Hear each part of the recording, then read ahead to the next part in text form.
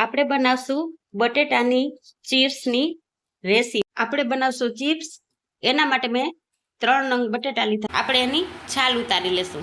છાલ ઉતારાઈ ગઈ છે। હવે આપણે ચિપ્સ કરી લેશું, સુધારી લેશું, અને બહુ જાડી નથી કરવાની, બધી એક સરખી મીડિયમ સાઈઝની સુધારવાની છે। કોઈ પાતળી હોય તો બળી જાય અને જાડી હોય તો કાચી રહી જાય। એટલે ચિપ્સને સરસ મજાની એક સરખી સુધારી લીધી છે। હવે આપણે એને 2 થી 3 પાણી ધોઈ લેશું। તેલને ગરમ મૂકી દીધું છે, સરસ મજાની ધોવાઈ ગઈ છે 2 થી 3 પાણીથી।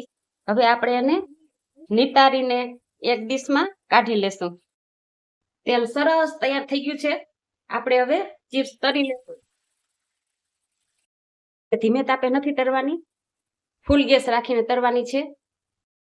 તમે કોઈ પણ વ્રત રહ્યા હોય, કોઈ 11, સોમવાર, શનિવાર, તો આ ચિપ્સ ગમે તેમાં ફરાળમાં ઉપયોગ કરી શકો। ચિપ્સ તરાઈ જવા આવી છે, થોડી થોડી લાલ થવા આવી છે, સરસ મજાની ગુલાબી કલરની તરાઈ ગઈ છે। હવે આપણે ચિપ્સને કાઢી લેશું।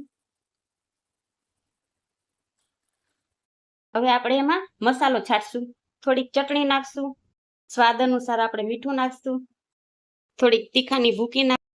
કોઈના ઘરમાં તીખું ખાતું હોય તો વધારે પણ ચટણી થોડીક ઉમેરી શકે છે। ચિપ્સ સરસ મજાને તૈયાર થઈ ગઈ છે। તમને મારી રેસીપી ગમી હોય તો લાઈક કરજો, કોમેન્ટ કરજો, શેર કરજો। Thank you.